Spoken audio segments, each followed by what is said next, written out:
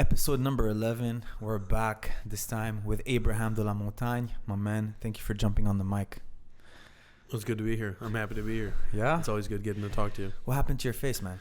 You have a little scratch under your left eye. I come here all fixed up. I got the hairline done for you. You got the veins, you got the pump. I got a pump for you. I fixed everything up for you, and you come in here looking like this. The Texas Chainsaw Massacre. Yeah, man. What happened? No, I was just doing a seminar the other day, and it's like one of those things. Sometimes you go to seminars, you give some people roles that probably don't deserve to get a role, and they just take advantage of the moment. They get a little too excited. Yeah? Yeah. What happened? Describe the sequence. Well, I was trying to go up with a guy who was probably a little bit bigger than me, and I was going out for like a low double kind of thing. I came up to a single leg, and then I let go, and he got out of it, and then came in again, but I think this time he's like more ready for it. So as I come up to a single, he just like, boom, hits me in the face with an elbow, and I'm just like, oh, great. Were you able to anticipate that he was going to be that kind of round before you started? Not initially, but I probably could have been a little bit more thoughtful in the midst of it with how vigorous he was like resisting. Like, so essentially, maybe I could have been a bit better about it, but I kind of felt like, oh, I could get him down. It would be fine. From the first exchange, you should be able to tell. Yeah. No, I was just probably trying to just kind of show up a little bit too much. It was one of those, hey, I just taught a seminar. I want to be able to prove that I can take this guy down. Really? So it was probably my own fault, to be honest. You showed takedowns at the seminar? No, we went over arm bars, like arm bar sequences. Nice, man. Nice. So, but I've been working on my wrestling a lot lately. I guess I take a lot of pride in being able to like do wrestling and stuff like that when I can. Yeah? Mm-hmm. You've been on the grind, man. I respect that a lot. You taught 2 seminars in 2 different cities, driving from city to city overnight. Mm-hmm. You enjoy doing that? Yeah, I honestly, I feel like a lot of people, I had somebody send me a story today, and they were talking about there's like 2 types of teachers. There's competitors who teach, and then there's like teachers who teach. And the thing is I honestly think I'm a teacher who competes is kind of the way it goes. I feel like I have a strong teaching background. I come from academia, and I was a PhD student. I taught biochemistry. I taught chemistry for like a number of years.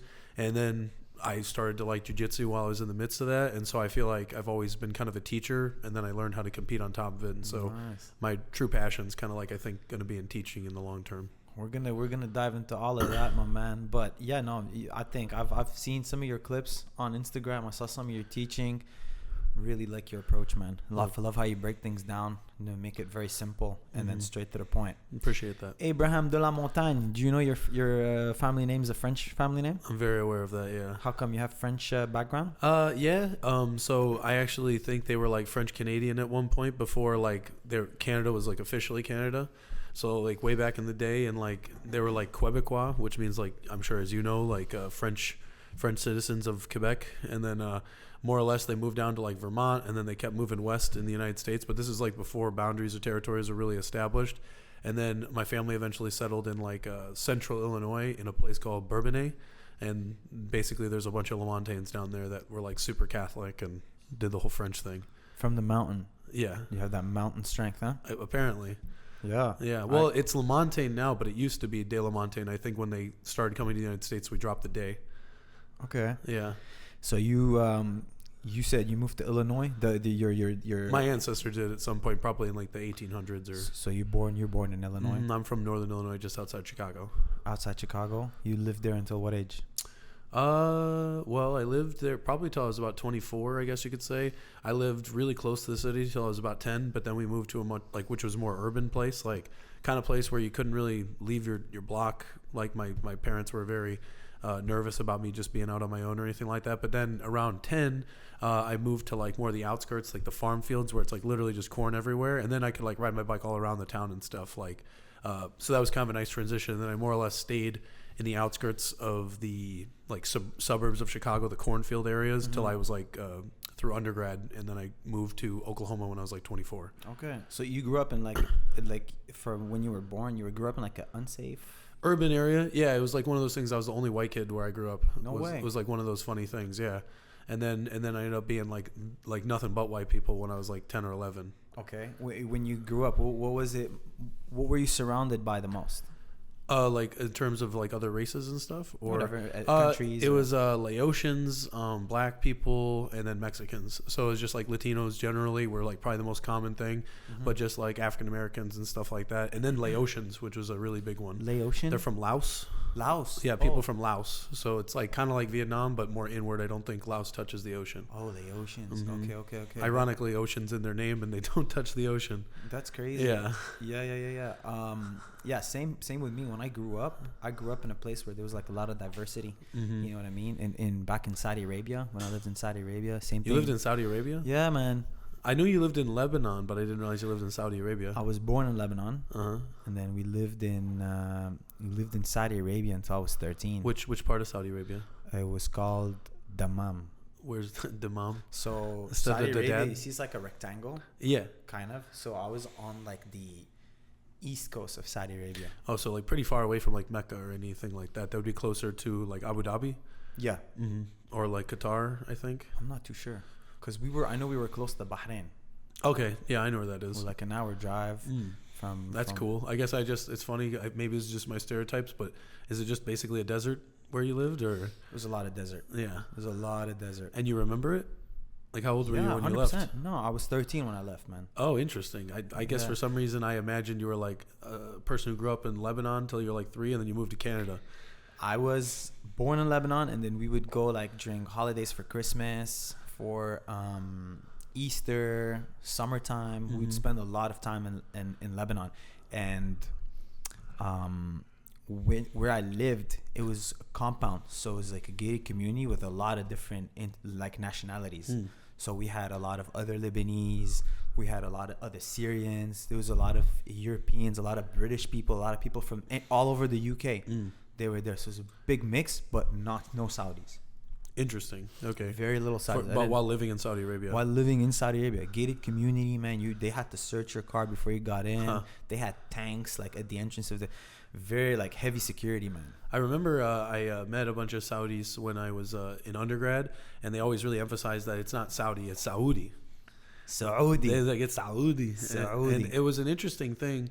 I remember my first exposure to a lot of like Muslim or Arab cultures was in undergrad, and the Saudis were always the most religious, I found, which was ironic because Mecca's in their country. Yeah. Whereas I found the ones that tended to be more devout were more rural Arab countries like Iraq or like maybe Syria or something like that. But I remember the Saudis, they have an interesting program where I think the government sponsors them to like come in, be like learn engineering or something in the States, and then they go back. But they love to party. There was this one guy we called Arab Drake because he literally looked like Drake. And he was this big, giant, 6'4" like Arab dude who was like it was back in the day when what was the like one of that one album came out where he's like in the top of the needle. I'm not sure. I can't remember the name of it all of a sudden. Talking about Drake? Yeah, he had an album. Bro. No, he had an album where he's on top of a needle. Is that what you're saying? Yeah. It was like I think it's like a Toronto thing or in Vancouver. It's not a needle. It's the CN Tower, probably. Yeah, that's what I'm talking about. But no. But you know what I'm talking about? It's like, a massive building, man, right? Yeah. But they call it the Sky Needle, I think, in Seattle. Like, it looks just like the same thing. I thought you were talking about like a little needle. No. The guy was sitting on a needle or something. No. Hey, man, you confused me like that. Apparently. So, yeah, waste month. Yeah. But you're very, your geography is very good about that part of the world. Yeah, that's pretty impressive. I think it's important to be worldly and know where people come from. You can understand history that way. Yeah. But also to follow up on your point, like Saudi Arabia now, if you see why it's like prospering so much, and you seeing like these big events going there, like the UFC going there, these big boxing 100%. Promotions going there, like the league. Is they're trying to make it less strict with the religion, you know, so they're changing. More international.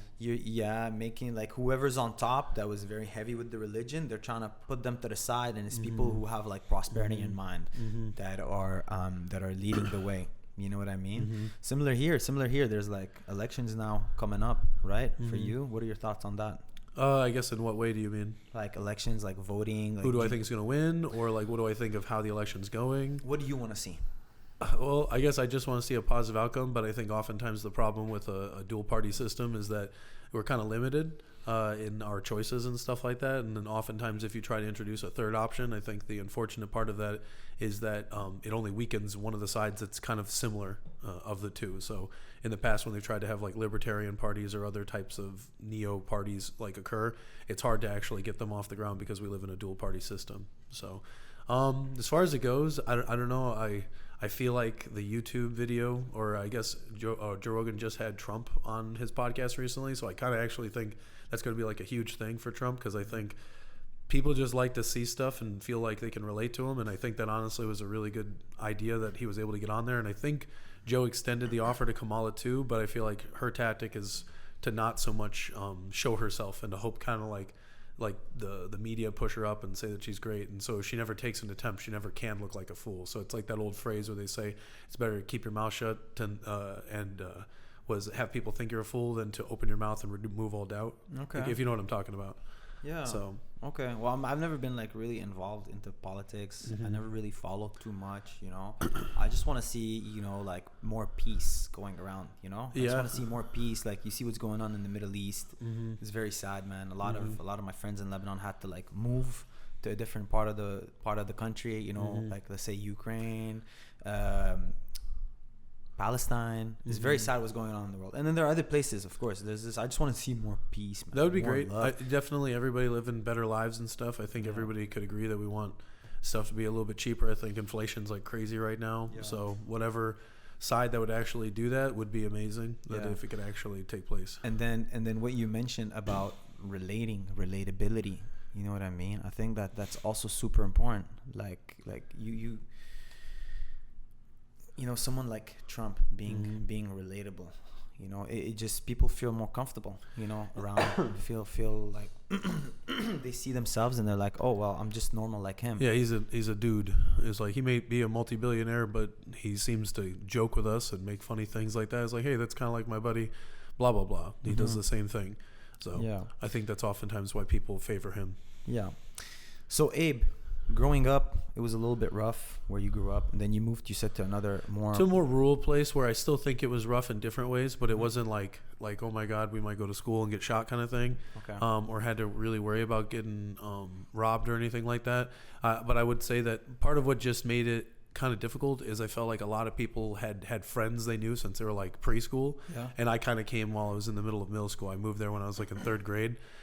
So I feel like a lot of like friends had already been established. People kind of knew each other, and there was like a kind of an in-group or a clique system that I wasn't really able to incorporate very easily into. Okay. Usually sports is a good way to incorporate. It helped me get some friends and stuff like that and at least get into it, but it was still one of those things I remember not easily being able to assimilate to the new culture. Like I remember one of the weird things, maybe in the inner city, people don't care about it as much, but I remember there was I went to the bathroom and there was a urinal, and there were only two of them, and I just needed to pee, and I remember some kid was already using it, and I remember I went and I used the urinal right next to this kid, and I was peeing, and he like looked at me and he's like, "Oh, you're gay," and I was just like, what? Like, this is the first time I'd ever even heard of that. Like, I was literally in third grade, had no concept, but he felt uncomfortable because I chose to pee at the same time as he did next to him. What? And it's like, but there were only two urinals. Like, so it's not like I could have picked a third one that gave him some space. I was like, bro, I just needed to tinkle. Well, you have a girlfriend, right? Yes. You've been with her for a while. Mm-hmm. It's going very well, so I can confirm to the listeners that Abe is not gay. Yeah, my man. Yeah. Well, no, I say that because myself, like I told you, I moved from one country to another. Sure. Like at 13, 14 years old, when people already have their friend groups and everything. Mm-hmm. But sports at the time for me was soccer. Really helped me. Mm-hmm. Really. Yeah, you're very good at soccer. Yeah, man. We still have the touch, man. You did sports growing up? Yeah, I did like football and a little bit of wrestling, but I remember football was like the big thing that I played for a long time. But I was mostly just like defensive lineman. My whole job was just go get the guy with the ball. Okay. Mm-hmm. Rough. It was I liked it. It's very grapply like. So it was kind of like I feel like I didn't really have the attention to learn how to like throw or catch or run the ball. So they're just like, hey, very simple. You stay here, and when they say go, you just go straight for that dude. And I was just like, roger that. And so I thought that was fun. Why, they didn't believe in your intelligence? I actually thought I was it's because I was one of the bigger kids growing up. Like, I grew bigger faster than most of the other kids, but the problem is that I remember my high school football team was like notoriously like terrible at football because we didn't have any giant lineman people. Like, you see how football linemen, they're supposed to be like 300 pounds when they're like 16. Like, I was like one of the biggest guys at like 200 or 180 or something like that. And so like I was what I could have probably been like a linebacker or something, but they were like, we'd go up against schools that had just absolute like grown men of like teenagers. Damn. And so it was just super hard to deal with. So Do you think they put some of these kids on steroids like they do in jiu-jitsu academies? Maybe, but I also think just some people just got corn-fed people. Like, they just got corn-fed boys. They're feeding them all kinds of stuff that just, if they come from like a bigger school, they're going to have more people to pull from. And then I know some of the high schools would actually recruit people to actually get huge. I think it's probably less common back then, but it's not impossible. Okay. So you played football. Were you a good student growing up? When I was younger, but then I went through a rough patch in high school. I just think I didn't have any interest in it, but I was like a good attentive student in like middle school. Then I kind of like lost direction, or was dealing with a lot of family stuff growing up that made it not really interesting to pay attention to school. And then I was able to kind of find myself again in late undergrad as a student, and then I ended up going to a PhD program in biochemistry because I kind of like got my shit together. So you made a comeback. Yeah, I'd say so. It was one of the, I was trying to figure out what I wanted to do. Okay. It was like in that formative years kind of time period. And when you say family stuff, was it like with your siblings? Was it with your parents? Parental stuff. My dad had like basically not been in the picture for like a long time, but there was like disagreements between him and my mom, and then basically he didn't talk to us after the age of like 14. I didn't talk to him again until I was like 22. And then more or less, my stepdad was just kind of a dick, and it just created a lot of like internal family strife. So it's just that kind of stuff that more or less I think just led to difficulties at home. And sports for me, actually, thankfully, was an escape. Yeah. So I really liked sports, and I think that's part of why I excelled at them when I was doing them, is because I just wanted to do something outside the house. Oh man, I can relate to you 100%. You know, but would you say that these changes strengthen the bond between you and your brothers? Oh, 100%. Like, my brothers are like my best friends. So it's like one of those things where I've been very fortunate, because I feel like I see a lot of families that maybe I'm not saying that they need to go through terrible things or anything like that, but I definitely think going through hardship together with people in general, and particularly I think there's something to going through it with your siblings, because you're literally like sleeping in the room next to them or whatever. You guys are eating the same cereal box every morning. Like, you know, you go through that and you guys are like blood brothers more than just the regular ones, where I see some families I think that maybe had it a little bit easier. Not that I'm asking them to have hardship. I feel like they don't really have that same sort of blood bond that I feel I have with my brothers at times. No, for sure. I can 100% agree with you on that, man. I've had, you know, I lost my sister. I mentioned it on the last podcast. This is a good time to re-mention it again, you know. And when I lost her, like the connection, how it strengthened my connection between me and my parents is insane, man. You know, you go through these hardships, you go through these moments of like deep sadness and like just traumatic times. And like I said, I'm not saying, like, same as you, I'm not saying, hey guys, go through this to have a crazier or better connection with your family, but there is a positive, you know. You do walk out with a positive, man. Yeah. It's kind of like one of those things where the benefit to hardship is you appreciate the good times. Yeah, 100%. It's like when, like, you know, as much as it sucks to like lose somebody like really close to you, like I lost my grandparents pretty young, but the thing is I think it helped me to kind of like really appreciate all the ones I had remaining, and then also like remembering like my brothers could leave at any time or anything like that. It was like, I love these guys, but you know, you gotta make sure you say the nice things to them when you can. Exactly, dude. I agree with you 100%. There's no worse feeling than, you know, regret, and then like, now it's too late to make a change, or it's too late to, you know, reach out to someone or say something you wanted to say. So, man, life is too short to hold on to little problems like that. It's way too short, man. You know, especially when it's family related. You know, and to the listeners, man, again, if like family is just out of the picture or something, it doesn't have to be blood, man. Sometimes it can be teammates, it can be like friends from school, it can be coworkers. I agree. Whatever, man. It's a lot of the time.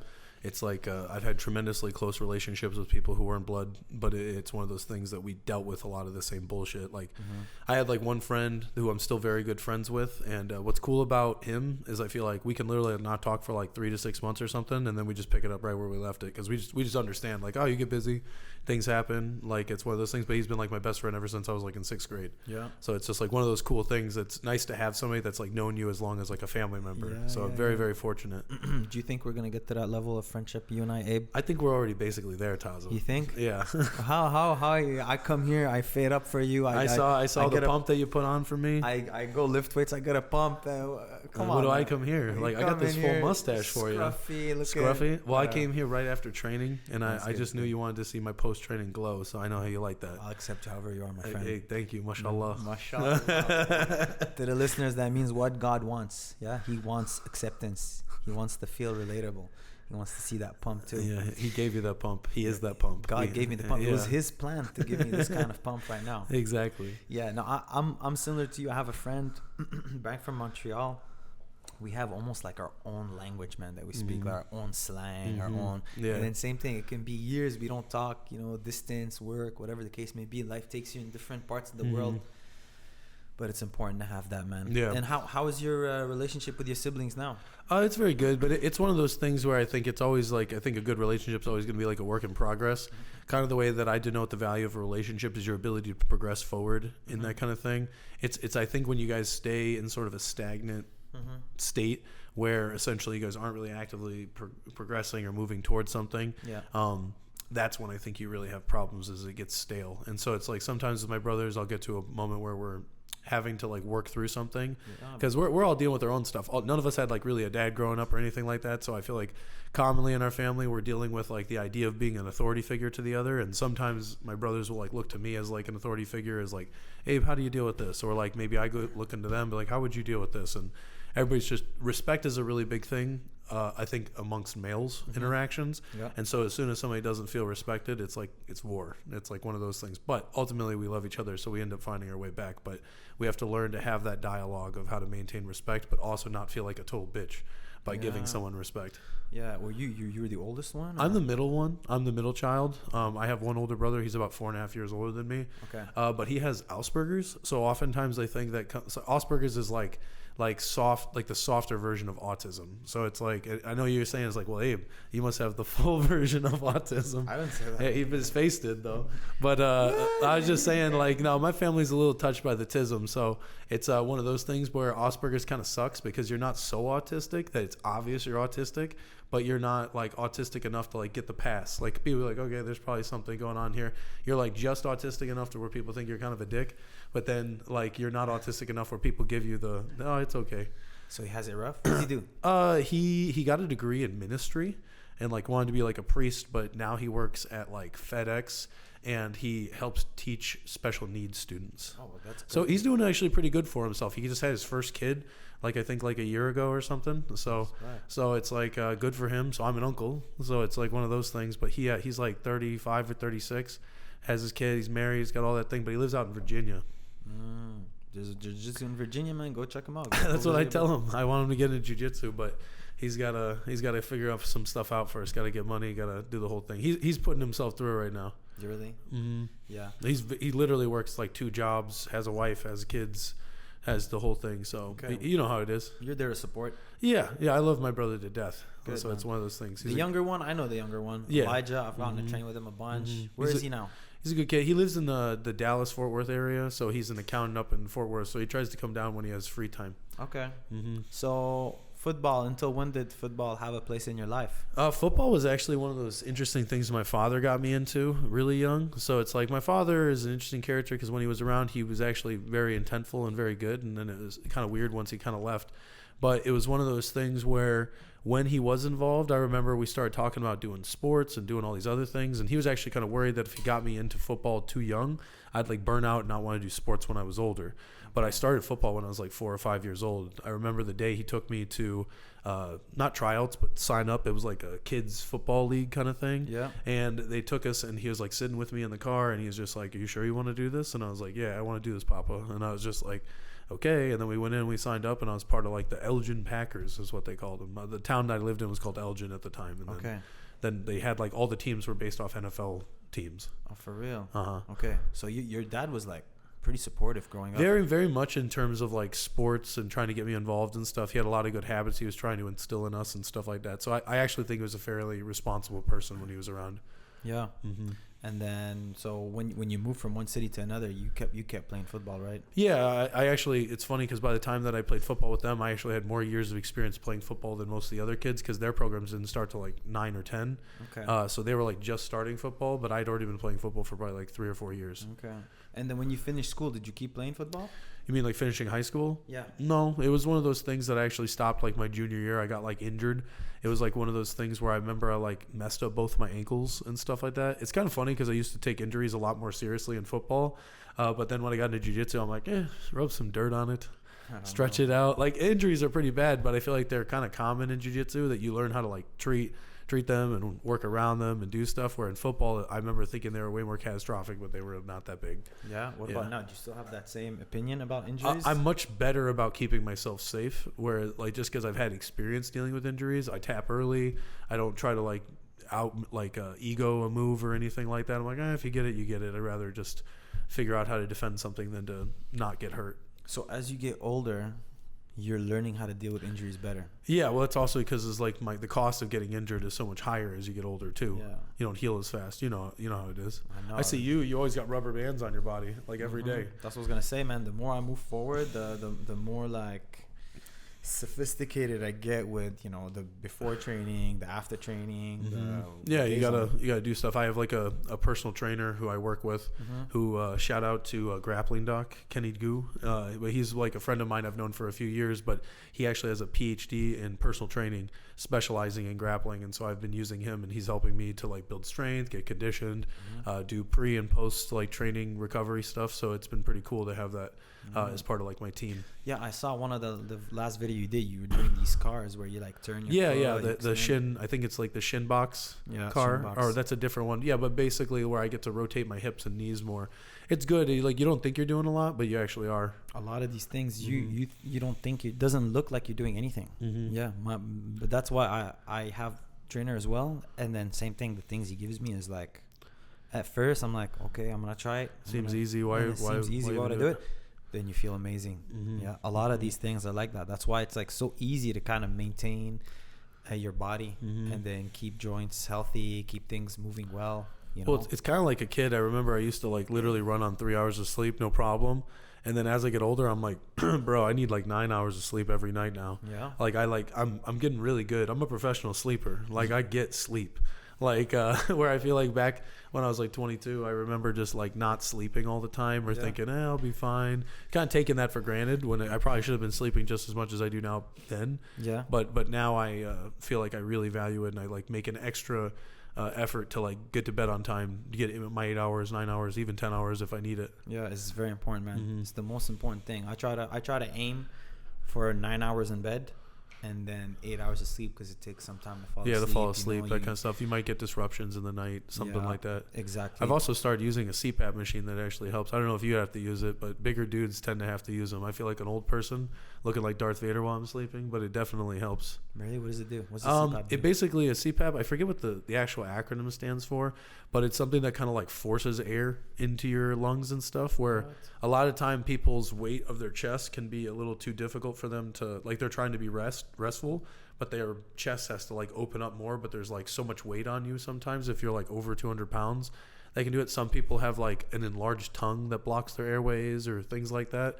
So especially if you sleep on your back, you tend to have to like work harder to breathe, and this mask kind of like helps force oxygen down your throat. And one thing I've been doing that I read about and I've been doing, there's like a kind of gum that you can chew. It's called mastica. I think Christos, you tried it last time. Yeah, this thing's supposed to like help with your jawline, so your jaw gets bigger. Oh, I've heard of that. Like they have like those weird things where they're talking about your jaw getting bigger. Yeah. There's like devices that you bite on, like made of rubber and things. Yes. You can just get gum. You get gum. I've been putting it on 25, 30 minutes, just fucking chewing on it, and then you feel like you get a jaw pump. Yeah.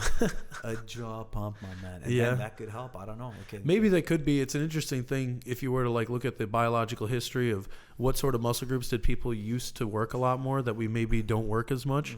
Like back in the day, people used to do like you've seen what are those things like where you do carries? Yeah. Like you just walk across like holding something and your traps are tense, your back is tense. Like how often do people do that anymore? as like farmer carries. That's what they're called. And it's just like people probably used to have to do manual labor like all the time, every day, regardless of your profession, just to like do what you did normally. Yeah. And people just like get up, sit in the desk, and that's all they do all day. And then they're like, I don't know why my body hurts all the time, or my tummy hurts, or why I can't eat sugar and just be fine. It's like because you're not taking your dog for a walk, and you're the dog. Yeah. And even when you walk the dog, you're not really having to carry your dog, right? No, there's all this like I feel like humans are supposed to be like carrying weight like up a hill or something, just as like a regular part of their day. Can you want to carry me up a hill? I could do it if I had If to. you want to, yeah, man, get that you're work bleeding in. out. I'd be like, Taza, this one's what is got it? Yeah, who's gonna move the boats? Yeah. But yeah, I think our jaws too. Everything Something like we that. cook now. Everything is like softer foods. What- Unless you're eating steak every night. Well, actually, I do eat steak every night, so Well, that's maybe. why my jawline is. Yeah, maybe are you eating good quality steak? It's okay. It's probably like I'm not eating like New York strip and like ribeye every night or anything. Like lately, I've actually been getting some just really thick round steaks because it's super affordable. Okay. But it's good enough. Like I like the way I've been making it. It's not like the worst stuff ever. You're a cook. You're a cook. I think I can cook specific things really well. Like I can make really good rice. I know you like rice. I love rice. I learned how to make rice from my Palestinian roommate in grad school, and I've been making it great ever since then. Okay. Same thing with steak. He taught me how to grill like the best steaks I've ever had. Okay, we'll have to try some of The your reverse food, sear man. method, bro. Look into it. I know that. I mean, I've never done it, but I've heard of it. But It's the shit. well, you'll have to. Mhm. I'll have to try your rice, man. Mhm. I'll have to. It's good rice. I've gotten compliments. I'll People have like to my rate rice. If it's as good as your jiu-jitsu, we're looking good, man. Yeah. Hey. Yeah. So, Abe, let's keep going down the path of Abraham de la Montagne. So, after high school, you said no more football. Yeah, it was just one of those things. Like I didn't get recruited to a team, and I didn't really try to apply to get a scholarship or recruited anywhere for football. I was kind of burnt out at that point. Okay. But I had done enough football, I think, up to that point. I've been doing it since I was 4 and a graduate when I was 18, so it's about like 14 years of football. Okay. Football was nice because it got me into like weightlifting.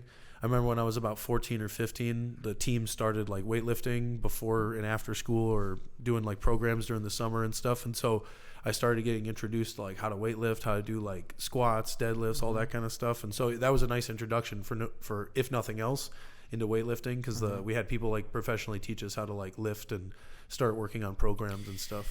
So, how did you fill the athletic void after football?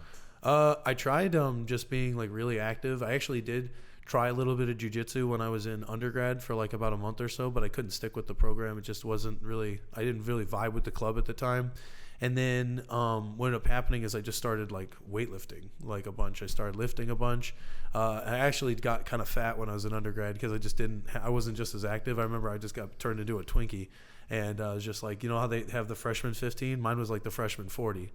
And so I got super, super fat. Really? And yeah. And then I'm like naturally a fat person if I don't work out. Like I will just eat and eat and eat. And then I turn into a giant avocado. And Avocados are healthy, though. I guess so. High in fiber, good source of, what do they say? The good cholesterol. But the thing is that happened was I did all that. And then I remember I just like one day, this is actually pre-David Goggins. So I remember I was just like, I did the Forrest Gump thing. I just started running. And it was like I started running like every day. I started out with like 4 or 5 miles. And I was like, oh, maybe I'll do 6 miles. And then before you knew it, and this is not an exaggeration, I was running like 25 miles 3 days a week. And then like 12 on my days off. Because I just wanted to say, it was like, oh, if I run more, I can eat more. And so I was like, I didn't want to cut down my calories. I hate cutting out my food. I love eating. Yeah. So I just kept running more. And so I was literally like running basically like an ultra marathon or something like a week. And I have like it's funny, I have all these old like records and pictures of me tracking, and I was eating like 2,000 calories a day. So I was like doing some crazy stuff trying to lose weight. I went from 226 to 163 pounds over like a year and a half. Yeah, I was lighter than you. Yeah. But then I remember I was like super skinny. I looked like a Holocaust victim, bro. I saw some of the posing pictures you posted when you is that what inspired you to open an Instagram account? Probably. I think I remember it was around that time where I thought I would get into like trying to be an influencer for like bodybuilding and powerlifting and stuff, and then it eventually turned into like a jiu-jitsu profile as I transferred to more to jiu-jitsu. We'll get to that. But yeah, if you guys go to Abraham de la Montagne's Instagram profile, you scroll all the way down. just spare yourself. It's kind of funny that you had to go. There's literally like thousands of posts, so you had to like sit there and actively move. Let's see what this weirdo had in the beginning. Yeah. Yeah. Because you've done a lot of things, man, in your life. We're gonna get to all of that. But yeah, if you guys have 10 minutes to spare of scrolling down and you have good internet, strong fingers, the little thumb action, Yeah. choose your favorite one and just start going down. yeah, go all the way down. You see his first couple of poses, mamma mia, my man was in shape. Yeah, Dude, I was also paler than a ghost back then. Yeah. Yeah. Well, now I mean, I'm a little shade darker, at you're least still like one or looking two. like Casper, but Yeah, hey, you know, Casper, he goes to the Bahamas. yeah. Yeah. We'll sunbathe a bit after this episode. Yeah, bro. We'll hold hands and then we'll go walk in the sun. Grounding. Grounding, yeah. You do that? You mean where you stand outside with your bare feet? That's, I guess so, yeah. You do it really? I don't like to wear shoes a lot kind of guy. We're the same. There it is. Yeah. I can tell. Healthier. I feel a connection, yeah. That's a connection. So running, weightlifting. Yeah, I was just doing everything, and then eventually I remember I bought a bike instead. I was like, because I remember my car died. Like I'd been through literally like 8 or 9 beaters. Like at that point, just something would like I drive it for like 8 months, and then some crazy thing would like go wrong with it. And we're like, oh, you got to get a new alternator or something, and it would be like some ridiculous price. And so I was like, okay. And I also lived in Illinois where we get like brutal winters. I mean, if you're from the north, you know, like, and the winter would just kill your car with like rust or something like that. But I kept getting cars that were already like 8-10 years old or something, and they like were already kind of on their last legs when I got them. So I told myself, I was like, I think I had like $3,000 or $4,000 saved up, and I was like, okay, either I can get another shit beater car, or I could get like the Rolls Royce of bikes. And so I got a bike instead of a car, and I just started riding my bike everywhere. I got like a bike for like $2,300, and I just started riding it everywhere. And I remember the first day I rode the bike, so I was running usually like 25 miles a day. I rode 45 miles the first day, and I was like, oh my God, this is so much fun. A bike, like you're like pedaling, or Yeah, like a bicycle, like so. Jesus. And but it was really nice. It's like it was a really nice bike and everything. It's like an all aluminum frame and everything, so it was really fun to just go ride out in the country. I lived out in the middle of the cornfield, so you could basically just ride in one direction. It would be like in the first thing in the morning, you just be kind of in this nice meditative state in the dark and just go. Yeah. So It's a lot safer because I used to do that in Montreal. Montreal is like a city, you know, with like that would be a little different. bike lanes. Yeah, mine was literally just in the dark in the cornfields. That's good. That's good, man. That's fun. It's good conditioning too. I think so too. It was very nice, very easy on your knees. I remember running and my knees always be like, "Oh God." Hips and your hips. Yeah, too. and my body was like, "What the heck are we doing, Abe?" Yeah. I mean, anything you do a lot is gonna bang up your body. It doesn't matter what activity it is, as long as you like, you know, do things to, you know, work the opposing muscles or like loosen up or whatever the case may be. You know, if you're biking, your quad's gonna get tight. You know. If you're running, there were things, but I was still, I think, like everybody, learning about how to use my body, and I think I was also very young, and I had a lot of energy. I remember before, it was funny. I talked to my girlfriend sometimes about this. Before I dated her, I used to go out dancing till like 2 or 3 in the morning, like every night, like at least 3 or 4 times a week. And then I'd also still train jiu-jitsu twice a day, and I had a full-time job. Like I had so much energy when I was like 25, and I don't do any of that now. we're gonna get to the dancing in a little bit. Yeah. So you said you saved up money. How were you making money back then? I was in the Army, and I also was a CNA. So I had a few jobs at the time. So CNA is a certified nurse assistant. So I like wiped old dudes' butts for a living.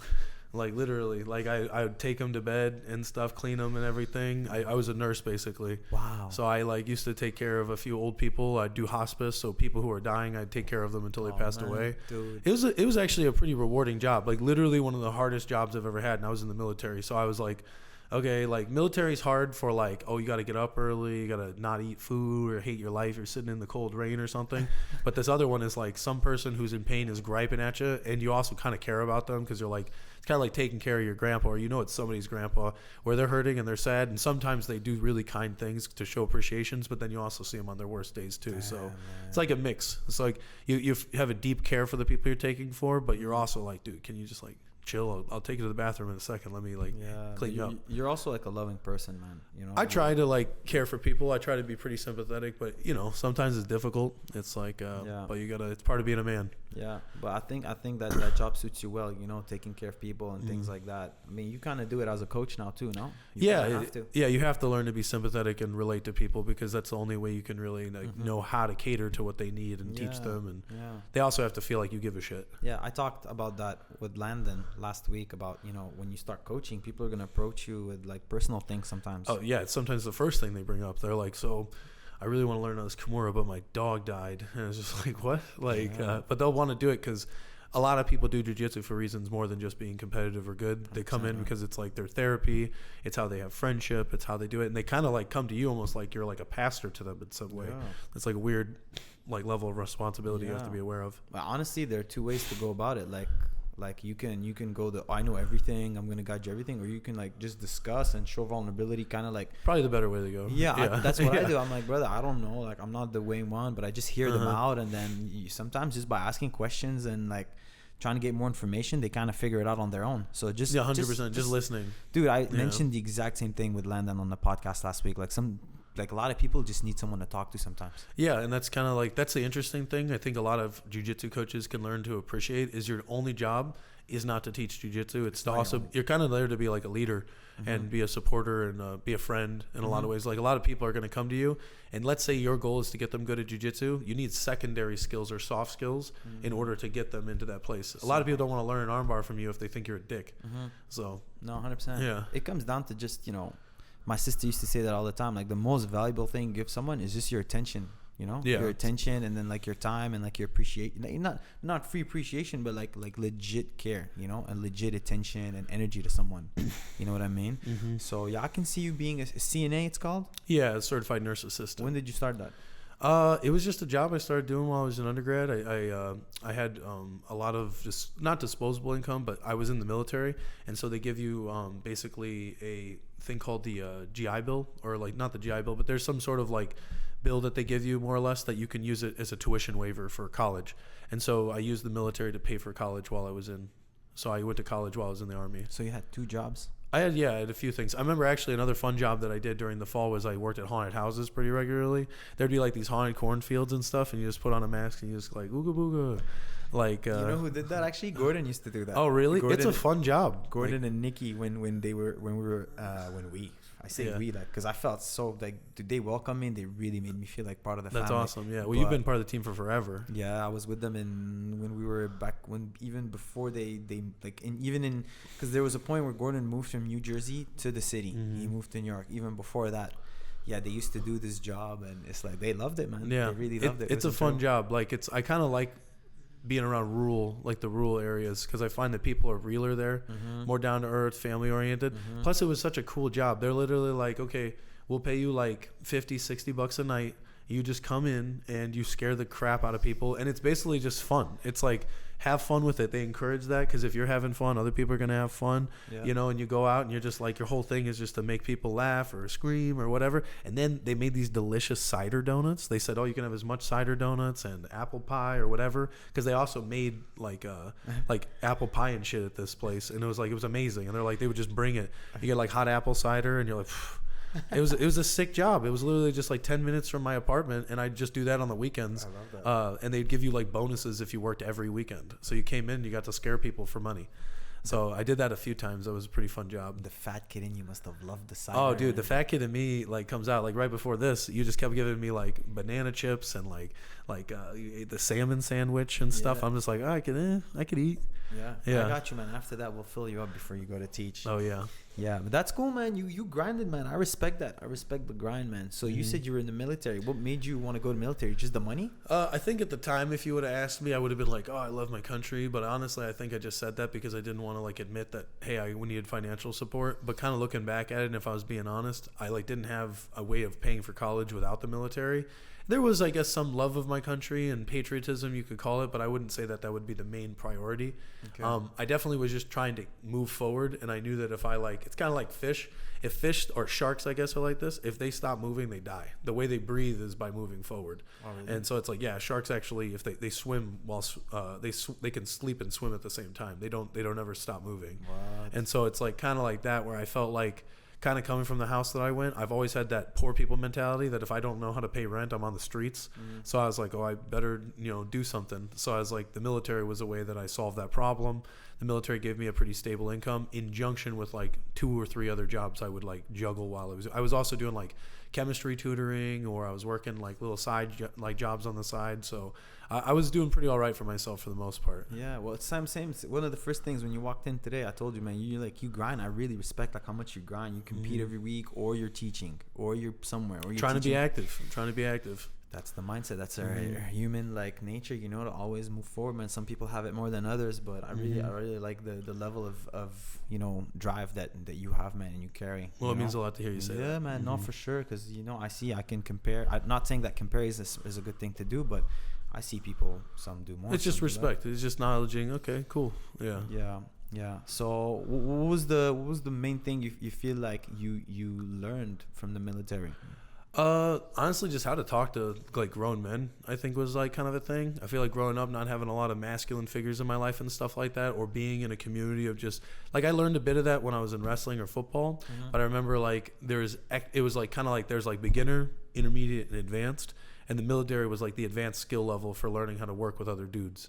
And so I was an infantryman, and at the time, only men could be infantry. So I had to learn how to like negotiate and work with other dudes, and like kind of like it set me up for like the corporate world. If I like worked like with other dudes, like, oh, this is just, you can't just talk your way through things. Sometimes you got to show up and prove yourself or do certain things. Kind of learning like the tribal rituals that I think guys have that might be non-verbalized, like stuff like that. You know what I mean? Like how to get respect and how to give respect. Okay. And so I remember that kind of being, I think, one of the biggest takeaways I got from the military, other than like mental toughness, discipline, support, maybe an appreciation of how to like connect with people who are not at all like you, like coming from different backgrounds and stuff. But generally, I'd say how to interact with other dudes. Did you keep like good friendships from people that are like that were? I definitely, I still talk to some of them. We'll hit each other up, or occasionally they'll tease me on like my Instagram or something, like because they'll like refer to some stupid debate that we had back in the day, where I was like saying something and then it's like an inside joke, and like anybody that would see their comment would like not understand it, but it gives me a little smile. Yeah. What else? So what you said, infantryman. What is infantryman? Infantryman's like the most stereotypical job of the army, like the 2, 3, 4, carry a gun, shoot some stuff, like that kind of thing. It was like the most basic job you can get in the army, but it's like the stereotypical like go and fight kind of job. I actually never really was put in a combat situation, but I was trained for it. I was kind of since I was part of the National Guard, I was part of a window where just before I got in, my unit, which was like the company that I was in, they got back from Iraq, I believe, and then 6 years later, which was like my whole time of service, they left. And so I was in this weird window of like peacetime, I guess you could say. Good, man. So I mean, yeah, I'm thankful that I didn't have to go in there and had to make any kind of compromising decisions, but I was prepared to do it. But it was one of those things where thankfully I got to focus mostly on college and still get a lot of the benefits of the military and get to know a lot of really cool people. Nice, man. So is the infantryman, is that something they do with everyone in the military? No, you do go through basic combat training, which is what's called basic training in the military. So you do learn the essentials, but then basically you go through a super version of that as an infantryman, where there's like, it's more intense or it's more combat oriented. They put like the 2 extra levels onto it that like you have to go through. So there's like red, white, and blue is like the normal phases they put you through, but then there's like black and gold, which is the infantry added on phase. So instead of going through like a normal 12-week training, we go through like an 18-week training. And so it was one of those things. But I actually joined when I was a junior in high school. Okay. So, and then for my whole senior year, I was in the military. Okay, you said you played around with grappling a little bit. Was it during the military? The grappling thing, I remember the first time, so I wrestled in high school for like a bit. I don't think I was exceptional or anything, but I definitely think it helped me to become like disciplined and have a good mental fortitude and stuff like that. Although I wouldn't consider myself like extremely technical. Most of my teammates were people that were like year-round wrestlers. I only wrestled seasonally. I did pretty all right for myself. I think the closest I got like 1 win away from going to state in Illinois, which is actually fairly considerable, like around my senior year. And maybe if I was a year-round wrestler and I put the money in or something for like clubs, I could have been better off and done something. But mostly I think it just taught me how to be an athlete. But could you say your question one more time? So you did wrestling? You did wrestling separately alone? Yeah, I was a folk style wrestler for like a little while. From when to when? When was it? Probably like 6th or 7th grade until senior year of high school. So it was one of those things where it's like, it's weird because people be like, oh, that's why you accelerated in or jiu-jitsu so fast. And it's like, maybe some of the movements like hip movement, all that kind of stuff. But I didn't start jiu-jitsu again until I was like 8 years after I did wrestling. It was like, there was a lot of time separation between it. But I will say the first time I ever did jiu-jitsu, I remember there was like a foreshadowing where there's this guy named Mark. Mark was like really good at wrestling, and he kicked my ass like all the time, and he was one of my main training partners. And there's this other guy named John who came in, and this is back when like Brock Lesnar was champion in like the UFC, and everybody's like talking about Brock Lesnar and all these other things, and they're talking about how they're these badasses, and then they were explaining what jiu-jitsu was, and I was like, oh, what's jiu-jitsu? Oh, it's basically wrestling. You can just choke people in arm bars. And so I remember Mark would literally like kick my ass all the time every day, but he's like, hey, how about we do like a little jiu-jitsu? And I remember they just told me the basic concepts. You can take the back, you can strangle, do arm bar, and for like the first time ever, I beat Mark like twice. Like I took his back and I strangled him. Damn. And I was like, and just from them showing me like really basic stuff, and I was like, maybe there's something to this. That's awesome. So man. I remember that being kind of like the interesting first taste of jiu-jitsu. You were a natural, man. I guess I like, maybe it was just because I had an unorthodox approach to wrestling, because I always felt like I was really good on the ground, but I wasn't very good at like takedowns. Okay. Yeah. So while you were doing football, you were wrestling at the same time? Well, it's seasonal. So football season's like fall, and then winter's like wrestling season. So you go from football to wrestling. Damn. That'd be like the transition. Okay, you freaking busy athlete, man. Pretty much, yeah. Kept myself out of the house. Okay. I remember in Canada it was the same thing. It was like during the year it was hockey, and then summer, because there's no snow outside, people would play soccer. Oh yeah. So it was the same for you? Yeah, I guess I didn't do anything really during the summer or spring. Okay. It'd be one of those things. I think I tried track once, but I was like, fuck this. Like, I don't like running that much. Yeah. I don't see you being like, I'm not, sprint? Yeah. They tried making me a sprinter, and I was like, no, not feeling this. Davis, I had an episode with Davis. I bet Davis can sprint hella good. Yeah. He won some like regional. Probably without even trying. Like, running backwards. Oh yeah, backflips too. In Norway. Doing a cartwheel. Yeah. Well, I think we know why he's the fastest in Norway. He's got long legs. Long legs. Strong. Yeah. Strong boy. So 6 years in the military, huh? Uh-huh. You can't stop before 6 years, huh? There are some contracts that are like 4 and 2 or something like that, but I think the standard one is 6 years. Okay. Did you enjoy it? Yeah. I thought the military I don't regret it at all. It's like they always say in the Army, they're like, the military is the best thing you never want to do again. You never want to do again. Yeah, it's like once you get in, you don't like. I wouldn't want to sign up right now. It's just like it'd be very inconvenient to my life, and it'd be one of those things. I have too much other things going on. That was also in Illinois? Yeah. They have you travel a little bit to like go to training and stuff like that, but I was stationed in Illinois. Okay. What was it like? You wake up, what would your day be like? Like what time would you wake up? It wouldn't be like, it's more so they call them like weekend warriors. So more or less like 1 week in a month, you'd be basically the armies for like 3-4 days. 1 week? Yeah, one weekend. One weekend out of the month? Mm-hmm. And then 2 weeks in the summer was like the deal. So you get a lot of the benefits of being in the military full time. The main thing is that you're like a reservist. Okay. So if they needed you, they would take you, and then you'd be working full time. You were like good with guns, huh? Yeah, actually, I got pretty good with them. I never really had much experience like shooting guns or playing with guns or doing anything up until that point. But it was funny because most of my friends were like, they gone hunting with their dad or something, but all they had were like hunting rifles.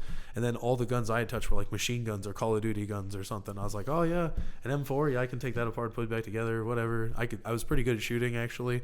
I shot like machine guns, a 50 caliber machine gun. I shot sniper rifles. What? Like it was funny. Like I remember you shoot an AT-4 rocket launcher.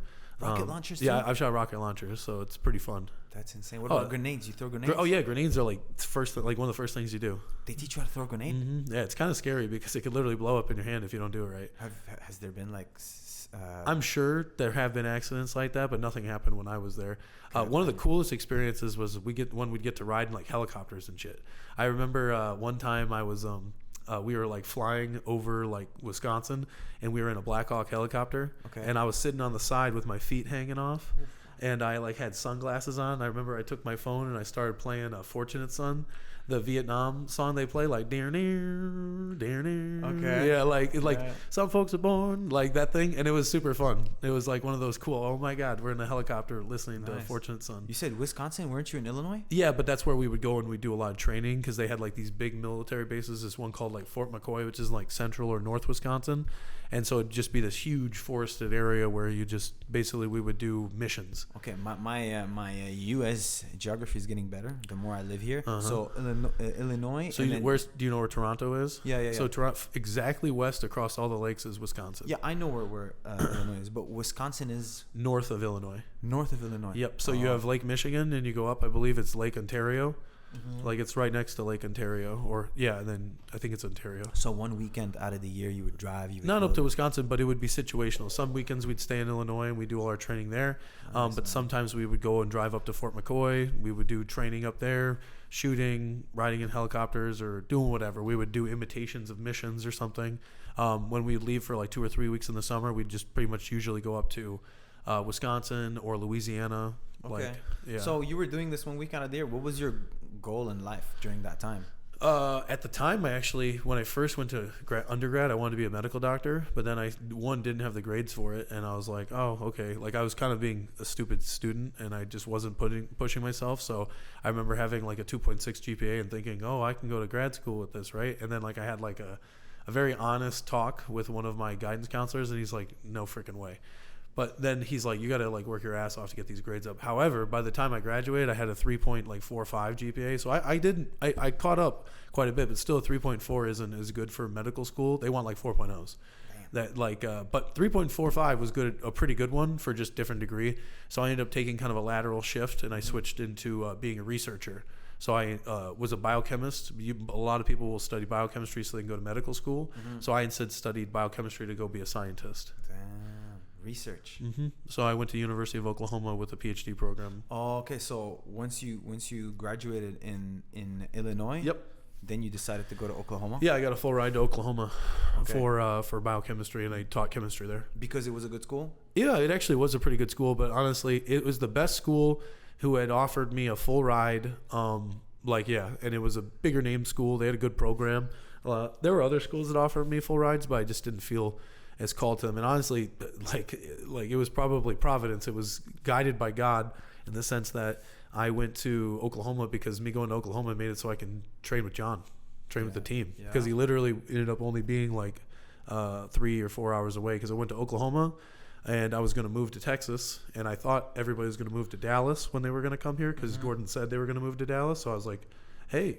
And so if I had moved to like Washington or Ohio or something, I probably never would have come to Texas. Okay. We're gonna get to that in a little bit. So was it hard leaving Illinois and being far from the family? Was it an easy decision? Initially it was challenging, because I found out that I was terrible at making friends. I overly relied on my family for a lot of things, and I felt like I was almost abusive, you'd say. Like I took them for granted, I guess you could say. Like there was a lot of things I remember,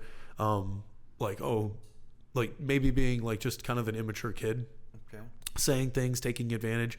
But then I realized, oh crap, I'm like not the best at making new friends, and I kind of rely on my family for a lot of my supportive needs and stuff. So when I did move, I remember like finding like, oh shit, this is tough. But it also built a lot of character in me, and it made me feel very comfortable being able to restart going to new places, because I went to Oklahoma and I have a lot of relationships there that actually are still very good at. Like I'll go up to Oklahoma, I'll do seminars, and all that's because I spent that time up there. But I think if I had never lived in Oklahoma, I wouldn't have those connections. And then I went to Dallas, I did the same thing, and now I'm in Austin, I do the same thing.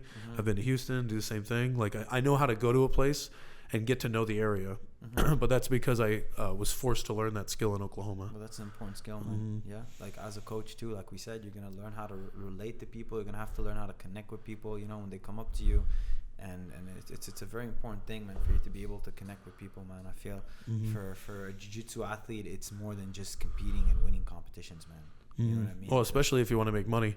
Like the main key thing about money is like relationships and getting to know people. Like there are plenty of people I think aren't that technical, but they seem to always get on competitions or get seminars and stuff like that. And so that shows that the gift of gab goes far. Yeah. So when you moved to Oklahoma, is that when you started picking up jiu-jitsu again? Yeah, actually. It was one of those things where I kind of remembered I sort of liked it before, and then I started to have like an income for like the first time because I got paid to be a graduate student. I also donated plasma all the time. I remember I donated plasma for like a long time to make extra money. So blood? Yeah, well, plasma is so your blood is made up of two things. It's the red blood cells, which is like the blood part of the blood, and then there's plasma, which has all your white blood cells in it.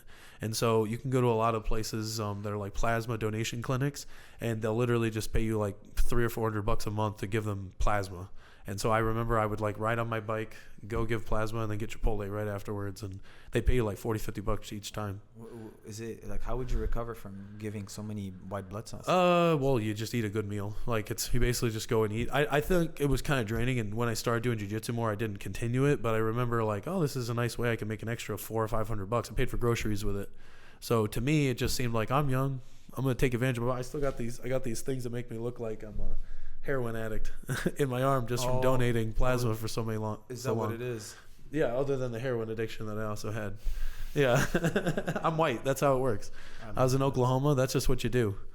You donate plasma? I used to, but I don't. We whites, we love to donate our plasma, if you know what I'm saying. I guess, man. I'm learning, man. Don't forget, man. I'm learning the culture slowly but surely, man. You know what I mean?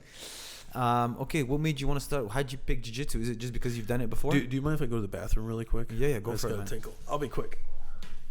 I was gonna ask you. So, what made you wanna start jiu-jitsu again? I'd already kind of like done it before, but I guess it was one of those things I always told myself I'd get back into when I could like afford it. Because I remember at the time, like a $200 a month membership just seemed like a lot of money. Yeah. And so when I went to grad school, I've always been pretty parsimonious with my money, very frugal. So to me, like if I did make an expense or something, I was usually pretty good at maintaining it and doing it. Mm-hmm. But also, I come from like a grappling family. My mom's dad, or my mom's grandfather started women's wrestling in the United States, and my grandma was a professional wrestler, and so was my grandpa. Wait, you said your grandfather started women's wrestling? Yeah, his name's Billy Wolf. You can look him up on Wikipedia, and he's like one of the original like promoters that started like and popularized women's wrestling in the United States. So, and then my grandma was a professional like fighter wrestler. Wolf. Yeah, Wolf with an E. You should change your name to Wolf. I consider it part of my name. It's like one of those things. If people ask me what my full name, it's Abraham Josiah Wolf of Montagne. But legally, it's not necessarily that. But in my family, it's culturally what we do. Abraham Wolf. Josiah Wolf. What? Josiah. My middle name is Josiah. Josiah. Mm-hmm. You should just call yourself Wolf de la Montagne. Yeah. Wolf from the mountains. Yeah. Well, I was thinking of like if I ever opened a gym, maybe I'd call it like Mountain Wolf Jiu-Jitsu or something. Mount Wolf Jiu-Jitsu? Mountain Wolf or something. I don't know. I love that. Yeah. Isn't that where wolves are usually? Up in the mountains? In the mountains, yeah. I love that. So he started women's wrestling. Yeah, I guess in the United States he popularized it. I think Christos here could probably tell you, like it used to be like legit fighting, and that's kind of the era that he was in, where like people would like put earrings on, they'd get their makeup on, and then they just go punch the Shirley in the face, and that was the era my grandma was in. Okay, so the wrestling before it was real? Yeah, they were legitimate actual fighting, and then it changed over time to be more of a really big performance and almost like a play. But now it, like back then, it was like legit, like coming in the ring, you eat your cheeseburger, smoke a cigarette, and you go and you clop some dude. Yeah, it's basically just street brawls in a ring. So what made it change? I think it just, they found out they could probably make more money. I think Christos touched on this before. It was like more profitable, and people probably got less hurt consistently, and you could probably build up the hype of the stories a lot more if you control the outcomes. I don't think that would work with jiu-jitsu though. Well, it would become pro wrestling. That's the thing. Maybe you could, but you wouldn't actually be fighting at that point. Part of what we like about jiu-jitsu is the authenticity of the matches. The outcomes are actually what they are, and they're not predetermined. Yeah. Well, it's also, there's no strikes. There's no jumping from a freaking, I don't know, the whatever you call that corner thing where they stand up. Actually, there are now, because you saw in the recent, like they did the pit in Karate Combat. That guy did the flying triangle. That was pretty cool. True. Give him the chair. True that. He jumped and he did that. But no, you're right. That probably wouldn't work with jiu-jitsu, man. But it's crazy. I had no idea that wrestling was true before, man. Like they also used to wear like G-strings and leather boots and things like that. Kind of stuff, and just basically it was just street fights more or less that they did. And then was it also in the ring? Yep. Yeah, it was in a ring. It was like, because I think that comes from boxing, but then they just put fighting in a ring. So okay, and in your family, they kind of started it? Not the whole thing, but at least the women's part. Okay. They popularized the promoting of women fighting. Okay. And why women didn't do it before? Probably because it wasn't considered ladylike. And then, but my great grandpa was a fighter, and then he's like, "Hey, why don't we have girls do it? That'd be kind of cool." And then my grandpa's like, "Yeah." And so him and my great grandpa worked together. So his name was Billy Wolf, and then his son was Billy Wolf Jr. And then my grandma, who's ironically her maiden name is Betsy Ross. Yeah. And so that's why it's kind of hard to like look her up, like because Betsy Ross is the lady who made the American flag, so she has the same name as her. So if you Google Betsy Ross, you find the chick who made the flag, not my grandma punching some chick in the face. Can we find her though? If we look Maybe, enough? but the easiest one to find would be Billy Wolf Senior. I know he has a Wikipedia and stuff like that, but yeah.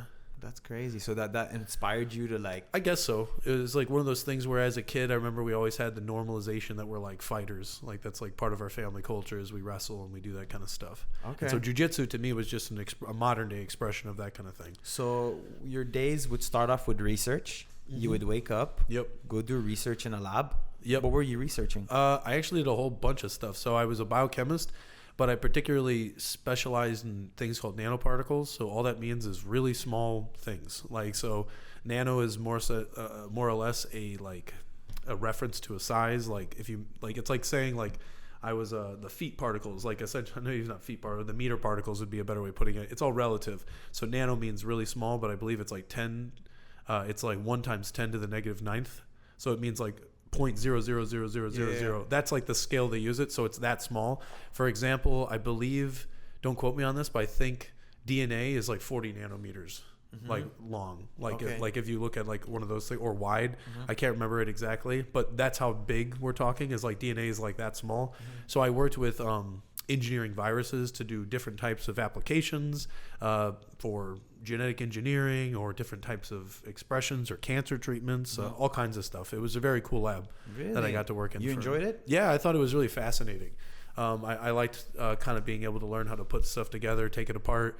I've always really enjoyed the abstract thinking that's required for science, and I think, but it has a very practical implication. So You were loving life, man. You were doing something you liked, and you were grappling. and doing dancing and all kinds of stuff. So I really enjoyed grad school. I got the most out of it, and I thought it was kind of funny because I feel like I really kind of came into my own in Oklahoma of all places. I started learning Chinese. I started dancing. I started just kind of like, Wow. I kind of like came from Illinois, and then I just felt like I reinvented myself when I was like 25. Nice, man. Oh, you were 25 back then? Yeah, I was about 25 when I started grad school, 24, 25. Nice. Dancing. What made you pick the dancing along with grappling? Did you have dancers in the family as well? No, I just thought They girls. invent salsa? I like Latinas. I thought girls are cute, and I thought what better way to meet girls than going and learn how to dance. I remember actually the origins of how I learned about salsa and stuff. Like you always heard of salsa and stuff growing up, but I remember there was this one show that I went to. Like I took an intro to jazz class in undergrad, and one of the requirements is they said we had to go to a jazz concert at some point and then write like a report on it or something. And so I remember I was kind of a procrastinator, and I got lazy, and I delayed, and the last concert that they had available was a Latin jazz concert, and you go and they're playing like salsa music, and it was fun. They had like food, and they had all these things. They had these beautiful girls up front that were all dancing salsa, but it looked like it was like a coordinated dance, like that, like it was choreographed, I should say. Okay. But then you realize they're all saying that they're here like this, they're all improvising right now. None of this is playing, they're just dancing to the music. I was like, oh, that's so cool.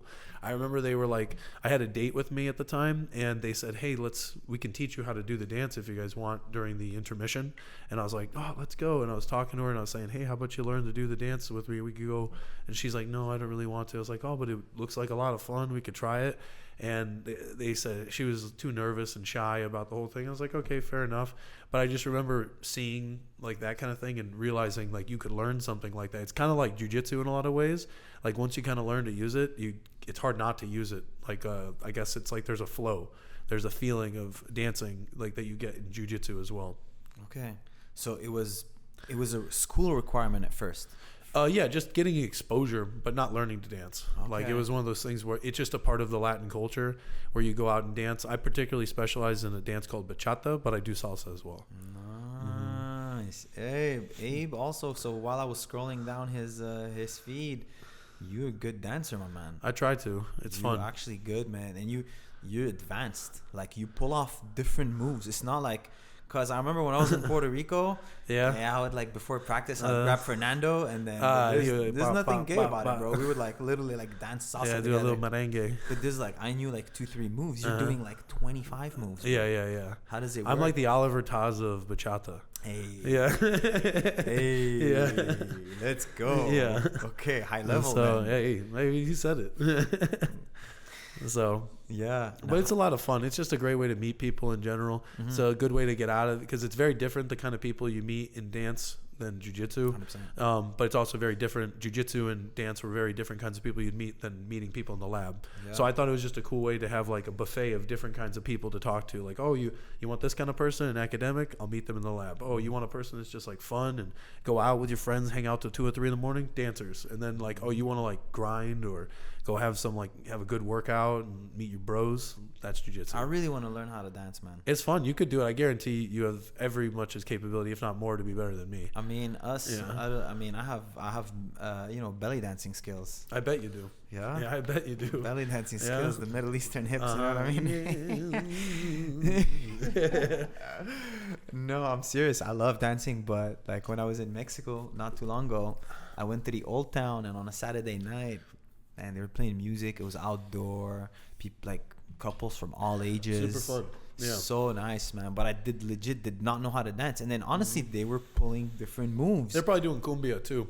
Is more common. Cumbia is a more popular dance for people to recreationally do in So Mexico. when you learn one, you kind of know a little bit about the others? Yeah, it's like I feel like the hardest one to learn is salsa. But then if you can learn salsa, you can do all the other ones. So like if I had to start, what would you recommend? Bachata, like, and merengue. Merengue is like one of the easier ones to do. It's literally just marching, ding, ding, ding, ding, ding, and then you do whatever you want. Whereas bachata has a bit more of a step to it, but you can pick that up pretty easily. Can we warm up with some merengue before? Yeah. We'll get some merengue in. Yeah. Do you mind if Fernando joins? Oh, of course. It would be a sin if he didn't. We don't have Luis. Luis? I mean, we can have Luis. Luis. They'd be like, Papi. We can have Christos too. We can be 4. Yeah, bro. You know? We gotta play some Bad Bunny. Bad Bunny? Yeah. No, you can't dance the Bad Bunny. Oh, yes, you can. Merengue? Oh, of course you can. He also has a merengue he made, like on his his second to most recent album. I don't. Of course you haven't. You're not part of the club. It's all right. Well, look, man, just teach me. Where can I go learn somewhere in Austin here? Yeah, there's actually a bunch of studios. I think there's a lot of better ones in Dallas, but they're good enough ones to get you started in Austin. If I go, will you come with me? I could just teach you, bro. Well, I mean, at some point, I don't want to dance with a guy. I want to dance with a pretty girl, Abe. I'm okay starting with you, but then I want to. I want to progress, man. Yeah. I mean, I want to learn. I mean, unless you want to dance with me, man, that's a different story. Jiu-jitsu and dancing aren't that different. So it's pretty similar. It's like the way I look at dancing is like, or the way I look at jiu-jitsu is you're both fighting over being the lead. Like, so in dance, there's a designated lead and a designated follow. Okay. And dancing doesn't flow very well when both people are trying to lead. So it's like the goal of jiu-jitsu is to stop dancing, and the goal of dancing is to stop doing jiu-jitsu. And so it's like they're the exact opposite of each other. Wait, the goal of dancing is to stop doing jiu-jitsu. And then the goal of jiu-jitsu is to stop dancing. But you can dance while doing jiu-jitsu as well. Oh, of course. I grab your hands. No, I mean... But I guess all I'm saying is that some people, what they'll do, if you're trying to create an angle on them or something, they just move exactly opposite of you, which is what a good follow would do. But they're just matching. Or those people who just run away, they're doing actually a good job at following you, but you're still initiating. So you're a designated lead, and they're just going with what you want. So with dancing, would you say that the woman is the leader? No. It's traditionally, it's the male is the leader. Male is the leader. C'est la vie. C'est la vie? C'est la vie. Well, that's French. That's not Spanish. Oh, es la verdad. Es la vida. Es la vida, es la verdad, sí, no sí. Okay. Yeah, sí. To the listeners, sorry, we're going in different languages, but we'll go back. Let's bring it back to English. Sure. English. We'll go learn some dancing, man. I actually want to do it. I think it's a cool activity. It's super fun. Yeah, you'd enjoy it a lot. So you were doing grappling at the time as well? Mm-hmm. Well, I started dance a year before, and then I moved into... Oh, you started dancing before you picked up? I started dancing first. It called to me. Damn. I knew that if I wanted to get good at jiu-jitsu, I had to at least have a year's base of dance. Loosen up those stiff hips. Of course. I can't do reverse close guard very easily without my bachata training. The reverse close guard inventor here. Mm-hmm. Popularizer. We'll go Popularizer. We could say that. Yeah. So you training? Where were you training? Where'd you start training? I started at Carlson Gracie place under a guy named Sandro, and then I after maybe about a year, I moved to another smaller, more nogi oriented gym called Kudos, and then basically just cross trained like crazy for about a year and a half, and then I moved to Dallas, and then I trained at a bunch of places down there. Why'd you move to Dallas? COVID happened, and so then I was like, what do I don't want to really stay in Oklahoma for the duration of COVID. I also decided to leave my graduate program and mastered out, so I was there for about 4-ish years at the time. And then I was like, I think I'm just going to leave this, go to Dallas. I'll do my full-time job. There's way better dancing and there's way better jiu-jitsu. So Dallas had like a whole bunch of stuff. I also just like Dallas as a city.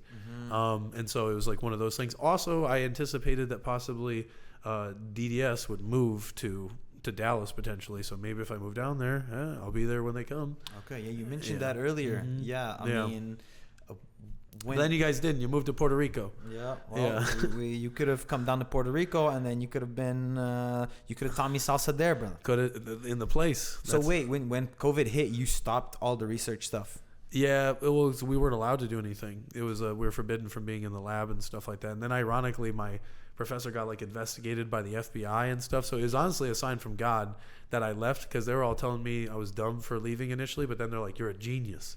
Why'd you leave?" It was just like because my professor, I think, got investigated because he was this Chinese research professor, but I guess he was like sending a lot of information to China, like a lot of things that people don't understand is actually a lot of Chinese researchers or just people will work for China will send like private information that they're not supposed to back to China, and it's illegal. What? Yeah. So information that you get here is sent to China? It can be, or they'll basically have them as a person who like smuggles information that's like precious data or information that we pay for through taxes and all that kind of stuff. They will just give freely. They basically are like spies almost. Oh my God. Yeah, and then my professor literally fled to China. Like one day he just wasn't there, and then we had FBI agents raid our lab during COVID. What? Yeah, it's funny. I came back like way back later, like 6 months, 8 months after the whole thing, and it was like a ghost town. No. Yeah. Yes, well, thank God you left. Well, no, man. yeah. It was good that I left, because if I stayed longer, I would have completely wasted my time. Yeah, it would have been on your record or something. I don't think I would have gotten in trouble, but it was just one of those things where I would have been spinning my wheels and then like working hard at a project, and then I would have had it canceled and stopped because we wouldn't have had funding or anything. So when you're doing a PhD, you can say you mastered out? I mastered out. That's what it was. So I basically got about 4 years into a program. For some people, that's as long as it takes for them to get a PhD. Mm-hmm. But what's a little bit different about a science or a research-based one is you have to like discover or prove something and write papers. And then you also, it depends on your professor. So it's kind of like, you know how different people have different standards for black belts. Mm-hmm. Some professors have really high standards for a PhD, which is like their version of giving you their black belt. Yeah. So if you were to get a PhD, it would be notable if you got it from them. Okay. But some people, as time goes on, get increasingly more difficult to get a PhD from. That's good. So I happen to have like a super ridiculously hard PhD because like there are journals that you publish in, but not all journals are like as credible as there's like lower tier ones, but then there's like the big ones like in the science community there's one called Nature, and my professor would continuously publish in Nature, and he only wanted to do research like publications in Nature for that reason, because he had his name to build up is what he was doing, because his name would be on the paper with me. Okay. Yeah. So high standards where you were. Pretty much. It was a pretty competitive and high standard, high standard and tough lab to be a part of. Okay. And then you went to Dallas? Yep. And I started working full time. Okay, you started working full time in what? I worked at a one company where it was like a tech company that was kind of like a startup. Made decent money there and everything like that, but I was mostly like a scientific support. So I was kind of like IT for scientists. So scientists who would use our product, I would like fly out to them, or I would teach them how to use it, or if they had issues, I would help troubleshoot or how to make their experiment run using the equipment that my company sold. Mm-hmm. And then after working there for about 8 months, I got a new job at another place that was where I switched into more of a sales role. Sales. Mm-hmm. I worked science sales, so I was a scientist who sold stuff. So I had to be able to speak science to other scientists as a sales rep. So you still needed everything you learned. Yeah, so it's like it's interesting. Being a scientist is more about the language rather than like being completely like, oh yeah, so you take the CES tube and you move it like this. You have to be able to understand like their questions, because they don't want to buy the product if they like you can't even explain how to use it. You were training at that time? Like, were you competing? Yeah. I remember I did my first competition 2 or 3 weeks into jiu-jitsu. I remember like I just came in and I was like, yeah, fuck it, I'll do a Naga. And then I double golded in my first white belt tournament. I think I entered like a no-gi division with like 2 people in it. and I got like a sub on one guy and I scored on the other. And then the second one was a gi division and I double golded there. And they thought I was like sandbagging and stuff. It's like, dude, I started jiu-jitsu 2.5 weeks ago. You had how many years of wrestling? Yeah, but see, that's the thing. Like, you could say that, but I also hadn't done wrestling for like literally like 7-8 years. Two different things. It feels like it. It's like it was one of those things where I definitely had always been an athlete. I think I never stopped being an athlete. Yeah, like, so there's that to consider, but it's not like I was also like that good of a wrestler, I think, when I first did wrestling anyway. What about now? You consider yourself a good wrestler? I think so. I think John's told me I've done good, but do you remember that day that John literally told me I was dog shit at wrestling and trading? I was there. He was literally like, he found out I wrestled, and he was like looking at me. He's like, Abraham. He like somebody told him like, oh, he wrestled in high school. He's like, Abraham, you wrestled? And I was like, yeah. And he's like, you're terrible. And I was just like, thanks. That's really good for my self-esteem, John. This makes me laugh every time I hear it because I just see John saying it, man. I love it. But hey, man, that's what you want from a coach. He's given me the nod, though. He's told me, like, hey, you were pretty bad, but you're doing pretty well now. Yeah, but that's what I mean. He's very honest. When you do get the say from him, it's legit. Like, you know it, you earned it. Okay. So it's one of those things. He doesn't just blow smoke up your ass like some people. I think, well, yeah, you're amazing. You're the best. You're the greatest. Okay. Yeah. So Dallas, okay, you're competing. What belt were you? I was a white belt. Still a white belt. I got my blue belt actually at like 5 or 6 months, and then I got my purple belt sometime after I moved to Dallas. So after you moved to Dallas, you got your purple? Yeah, probably about 6 months after living in Dallas, I got my purple belt. So it was about 1.5 years in. How long were you blue belt for? Like about maybe a year. A year? What do you think about belts in general? Like, what do you think about promotions? What do you think about, like, getting from white to blue, like, let's say? I think belts are really good from a marketing perspective, but I think that's oftentimes the frustration with them is I think, like, you could be a really low level whatever and destroy people, but the thing is that... What do you mean low level? You could be a blue belt, like, okay, and you could be better than a black belt, and like at least from a competitive perspective, like it's almost like there should be like 2 types of belts. There should be like, I think belts should be based off teaching, not skill. Like, you shouldn't, just because you can beat someone who's a black belt doesn't make you a black belt. But I also don't think that person should have been a black belt because they're probably garbage at teaching. I think because they call it a professor, it's a role that's meant for teaching. That's the whole origin of belts. And I think to give someone a belt assumes that they have the ability to explain the art of jiu-jitsu to someone. And I think most people do not know how to communicate ideas of jiu-jitsu very effectively. So I also think black belts should be very uncommon to get. I think they should be like getting if we thought of them as a PhD, like very sparingly, should you get a black belt? Some people I think, oh, you've been training for 7 years, here's your black belt. Please don't leave my gym and keep paying me.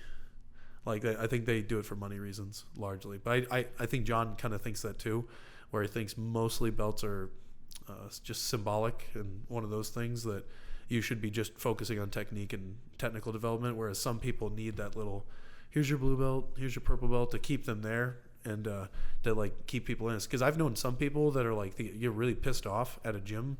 They'd be like, I've been here for 1.5 years and you haven't given me my brown belt. What's up with that? And I was like, well, why do you just feel like you get your brown belt? So I think it's a little weird. Yeah, I agree with you 100%. I think you should just, as a student, you should not be focused about belts. You shouldn't be focused on about like getting your belt or anything. Just focus on skills, man. Skills, acquisition, your understanding. I also look at groups, students, how they help each other. How, like, okay, I have this guy who's been training for 6 months. He's helping this guy who's been training 1 month. How well is he helping him with the move? Kind of gives me an understanding of, okay, this guy understands it so and so this much, whereas maybe he should understand it a little bit better, so maybe he needs a little bit more time at that belt to understand the key elements. Yeah, fair enough. It's one of those things. It definitely makes sense. Yeah. Okay, so you got your purple belt. When did you make the move to Austin? Maybe almost 3 years ago. I remember it was one of those things. I think everybody came here in like October or like September or something like that from Puerto Rico. And I remember being like, oh, I got to get the heck down there. And so I remember my lease came up on like the house I was renting at the time, and I moved in with some friends. I said, hey, can I just stay with you guys until I can make the leap down. I was just, I think, waiting for the okay from my company at the time, that I was like, could I go move in Austin? Eventually they gave me the green light, and then I just had to get busy moving and then find an apartment, do the whole thing, and then I came down, and then I started training at the old RGA that was like literally like a small bedroom, more or less, with the most slippery mats in the world. You like small bedroom vibes, man. Apparently. And then what happened is I remember within like about a month, John invited me to go to Roca, so I think it was just right place, right time. When did you go full time into jiu-jitsu? Probably when I got fired from that job. You got fired? Oh, dude, I got fired. Yeah. What? It was a really hard job. I think honestly part of the problem was I started focusing so much on jiu-jitsu and I started dancing a lot. I was just like, my job was just a way to make money. I wasn't like super passionate about killing every quarter and making everything. And the company I worked for was a very big name company. It's like kind of like working for like Apple or something like that. It's like they expect like really high results. And I also think that maybe I was just got the short end of the stick. Like I was put in a position where either I was maybe not ready for, or I didn't really know what I was saying yes to. Because it's like, you think you're doing a 40-hour work week, these people want you to work like 65 hours a week and sell your soul, basically, drive all the time. I was driving to Houston like every week just to like go just sell stuff for like 3-4 days and stuff like that. So it's like, just wasn't really my vibe, wasn't my thing. And I think that they could see it, I could kind of see it. And then once I left that, I feel like initially I was kind of scared about being unemployed, but it actually was pretty okay. I had a huge savings saved up, because I literally don't spend money on like anything. Good. And then I was able to get unemployment for a little while, and then I started just training more, and I'm like, maybe I could just like do this instead. And so I remember I kept looking for a new job, but I just never got an interview, or I never got a job that I was really wanting to do.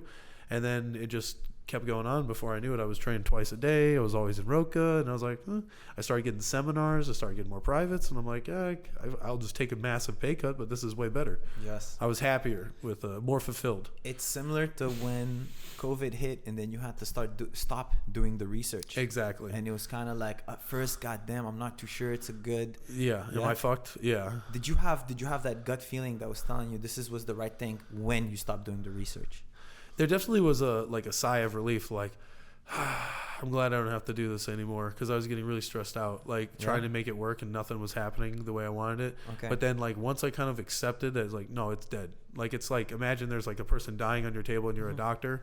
It's like you're like trying to working, but then as soon as you can just fully admit to yourself, I've done everything I can do. Yeah. You just can move on to the next thing at that point. Yeah. And then with jiu-jitsu, same thing. Like you when you went full time, I remember actually when you told me that you didn't have your job anymore. I remember we were walking outside of training in the parking lot at Roca, and I was like, okay, cool, man. So like now, you get what you want. You can train more. You can. Yeah. It's like one of those things where maybe if I hadn't been let go from that position, I would have tried to hold on for it for too long, and I needed to be told, no, you're done. You're done, because otherwise I think I would have been too prideful to leave on my own. Dude, I have a similar story. When I was a bartender.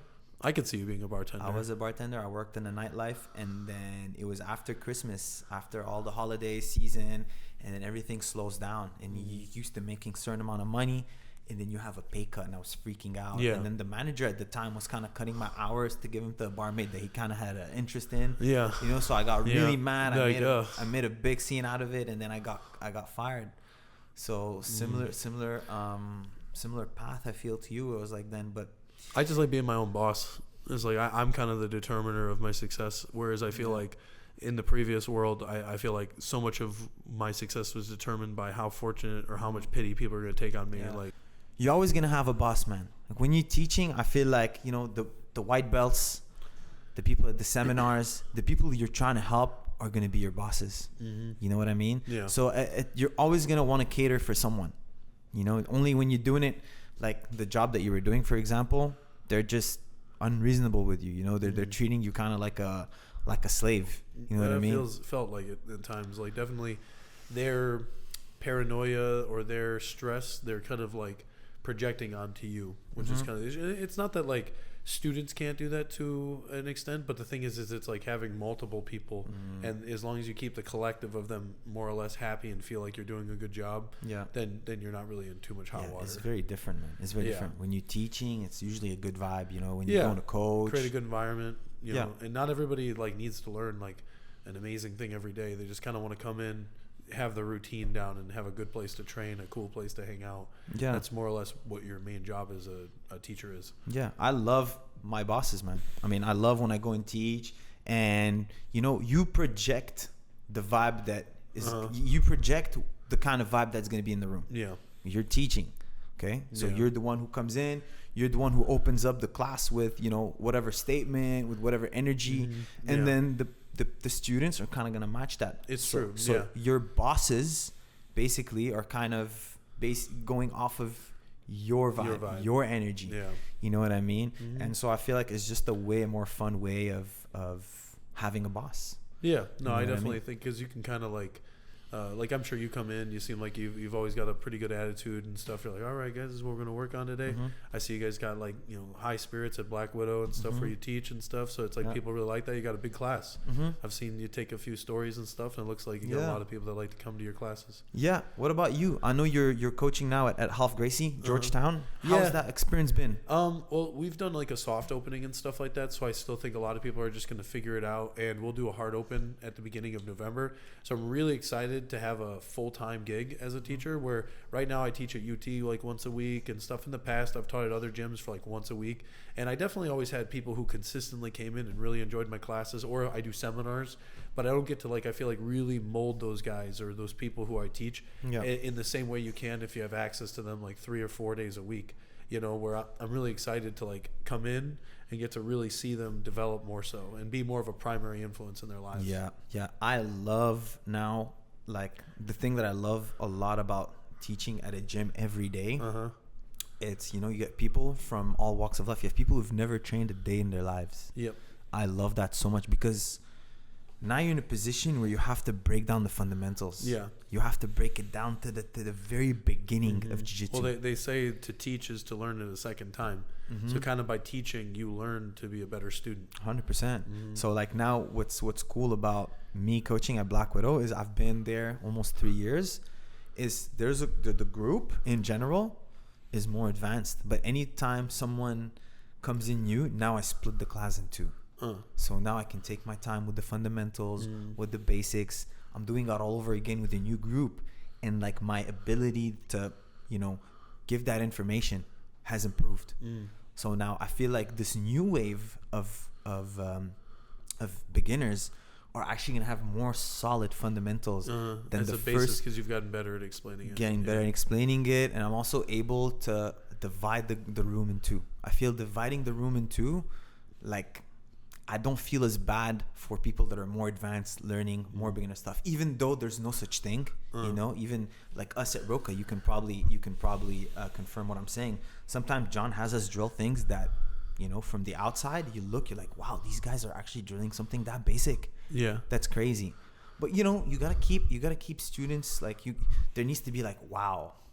Like when they listen, they're like, wow, this is nice. This is new. And people know real shit when they hear it. Like, it's like one of those things, like either you got it or you don't. And I think like it's a very interesting skill, the art of teaching, like, learning to like how to distill down what could be otherwise seen as like a complex thing into very simple, digestible. I think it's funny because I think some of the best teachers are really good at using like analogies for things. Like, oh, it's like taking off a tight pair of pants, like something like that.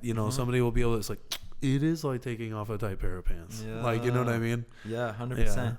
So yeah, I mean, I'm happy that path happened to you, where you ended up going full time into jiu-jitsu, and now you're fully into jiu-jitsu 100%. There's no other thing. It's my life. Now you're here in Austin, living, teaching like a full time gig, and then like traveling every weekend, competing, and then I feel like what helped you is that you popularized a position that existed before. You popularized the lock that was used, and then you added a little twist to it. So how did that happen? How did you become like? How did so for listeners that don't know, Abe has the A block, the reverse close guard. Those are positions that when people think about these moves, they think about you. So what was there an influence, outside influence, that kind of helped you go towards these positions? How did that come about? I think it was just when I first started jiu-jitsu, like within the first few months, I remember I had my buddy Tank up in Oklahoma back when I was at a Carlson Gracie place. Me and him were just like messing around. And, you know, I was doing the gi at the time, and closed guard's really popular. And then it's like, I'll go into closed guard, but like upside down. And then I went into reverse closed guard, and I remember someone being like, oh, that's called donkey guard. I remember the first moment anybody ever told me, I was like, oh, really? This is like a thing? Like, I thought it was clever, and I came up with something different. It's like, no, nothing's new under the sun, typically. It's very rare that you actually come up with something new. And then I remember at the time, I was really into like Kimuras. I thought Kimuras were the shit. And then eventually I saw like, oh, toe holds are like the Kimuras of the feet. So I'll become like the Kimura toe hold guy. And I was like, okay, like I didn't realize there's like this kind of a dumb thing to do. But I thought it was cool, like a yin yang kind of attack thing. And then I eventually learned that toe holds aren't always the most reliable. So I learned like about outside heel hooks and stuff. And then just kind of through the observation of that position, and then learning, like I used to just do toe holds from reverse close guard, and I thought that was pretty good. But then I learned, I was like, oh, there has to be like a better way to like solve certain problems and issues that come up in that position. And then I kind of started playing with like outside heel hook grips, and it kind of solved that problem mostly. And then eventually I came up with the grip specifically called the A block, as I've denoted it. And I've had a lot of success. I've had 60 successful submissions at like the black belt level, more or less. Okay. So my lifetime. And is that what you get requested to teach the most? It's actually a lot of people I think like to just learn anything that I teach, but definitely it's one of those things I get the most questions on. Like people are like, how do you do it? Like it's funny because most people I think they know how to do the finish, but they usually don't. They just do some weird variants of a toe hold. But it's like not at all the way I would show it, and then they can't seem to execute it. The biggest thing that I get asked about is like, how do you get there so often? Because it seems like people they see it coming, and then yet you can still get there. Like a lot. So I think the entrances is what I actually get asked about the most. Okay, that's cool. Have you ever taught outside of the U.S.? I've taught in Mexico. Yeah, okay. I've taught in Italy too. In Italy? Yeah, I went to, when I was in Rome, I taught classes there. It was like a fun thing. It was like, hey, do you mind if I'll just let me train for free. I'll teach classes for free. I don't mind. Like one of those kinds of things. When did you go to Italy? Italy was like a year and a half, 2 years. No, maybe longer than that. Maybe like 2.5 years ago. It was like literally when I still had that other job. The headquarters of the company was in Austria, so they flew us out to Austria for like a week, and then I said, fuck it, I'm gonna take a vacation in Italy for the week after as like a birthday gift to myself. Okay. And so I went to Vienna for like a week, which is amazing, literally one of the most beautiful places I've ever seen, probably the most beautiful place I've ever seen. Yeah. And then I went to Rome for a week after that to see Rome by myself, and I was just enjoying myself there. Vienna, if my geography is good, is the capital of Austria, right? Yes. Oh, nice. Mm-hmm. Is there mountains? Super. Yeah, it's very mountainous and it's beautiful. De la montagne, man. Yeah, I guess You're so. meant to be That's in the where mountains. I was supposed to be. Dude. They would call it the Berg. The what? The Berg, like Berg. Berg, like is how they say, I believe, mountain in German. Okay. But like iceberg is an ice mountain. Okay. Yeah.